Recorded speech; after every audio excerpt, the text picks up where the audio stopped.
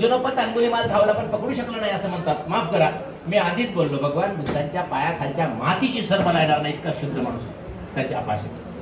पण हा चमत्कार होऊ शकत नाही. आता ते अंगुलीमालनं कुठं लिहिलं ते माहित नाही. भगवान बुद्धांनी सांगितलं, कोणाला सांगितलं असेल असं लिहिलं का कुठं? माझ्या वाचनाप्रमाणे आलं नाही, कारण मी 25 वर्षापासून वाचनच करत नाही, त्यामुळे मलाही माहिती नाही. पण विद्यार्थी दशेत खूप वाचन केलं, त्या आधारावर बोलतोय. कुठेही लिहिलं गेलं नाही. भगवान बुद्धांनी सांगितलं का माझ्या मागे अंगुलीमाल धावला आणि मग कोणीतरी लिहिलं आनंदाने किंवा पुढे धम्मात आला. भगवान बुद्धांनी नाही सांगितलं असेल तर अंगुलीमालने सांगितलं असेल. पण झालं असेल तर कसं? कारण भगवान बुद्ध आमच्यासारखे सामान्य व्यक्ती होते, बुद्धत्वाला प्राप्त झाले होते, म्हणून आपण त्यांना भगवान बुद्ध मानतो. पण हे होऊ शकतो चमत्कार कसा ते पाहूया. तुम्ही पुढे या, तुम्ही पण तिथंच राहा उभं. बळा तू पण ये इथं, त्याच्या बाजूला इथं उभी राहा.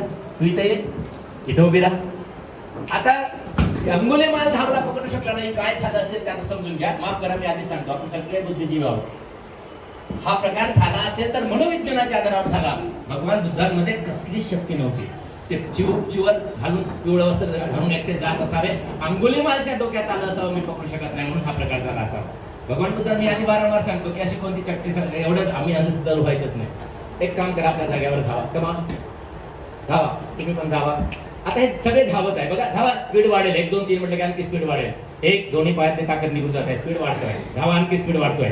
2 किती प्रयत्न केला तरी तुम्हाला थांब म्हटलं तरी थांबता येणार नाही, आणखी स्पीड वाढतोय. कोणी थांब म्हटलं तरी थांबता येणार नाही. आणि 3 नाही थांबतायत, थांबून पहा.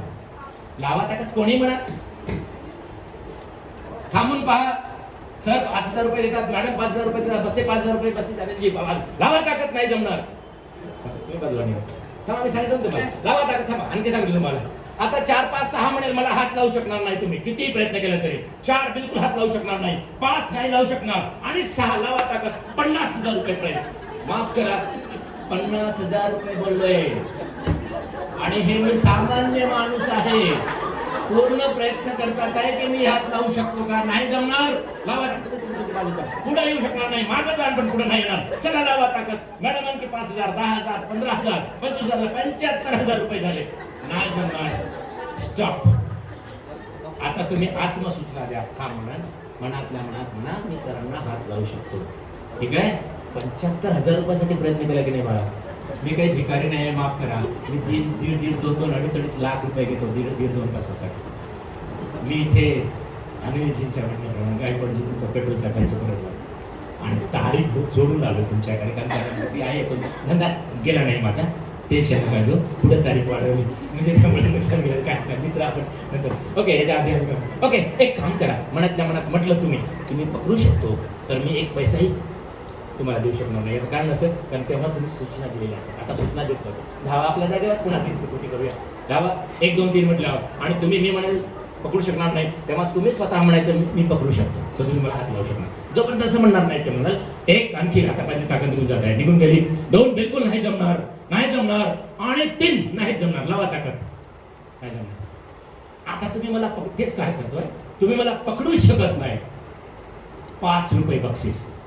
पण आता तुम्हाला काय म्हणावं लागेल, मी पकडू शकतो. मनातल्या मनात 3 4 वेळा 3 वेळा.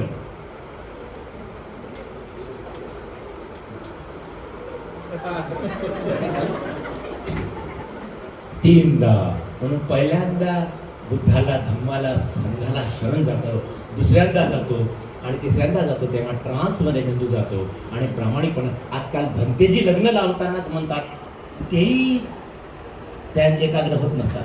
धागा कुठं गेला, नमो तस्स भगवतो. माफ करा, अनेक भक्तीजी, मला कोणाला काही म्हणायचं नाही, पण त्यांचाच का एकाग्रता राहत नाही. आणि आपण आपल्या चपला कुठं गेल्या, नमो तस्स भगवतो, तिकडे नातं नाही, यात काहीच फायदा नाही आहे. करत असाल तर मनापासनं करा, कारण धम्म हा मनोविज्ञानावर आधारित आहे. मनापासनं वंदना केली, सूचना दिल्या, नाही थकलो तर नाही थकणार. तुम्हाला 3 तास द्या, मी रात्रभर इतका चांगला तुमच्याशी बोलू शकतो. 68 वर्ष वय आहे. कारण मी स्वतःला 5 मिनिटाचा ब्रेक द्यायचा, पुन्हा 3 तास नॉन स्टॉप द्यायचा. कारण माझे जे शो होतात, चार्टी शो, 3 तास विदाऊट ब्रेक, एकही मिनिट थांबलो नाही मी, आणि एकही मिनिट कुठं पायात सुद्धा थांबत नाही माझे. मी पण एक सामान्य माणूस आहे.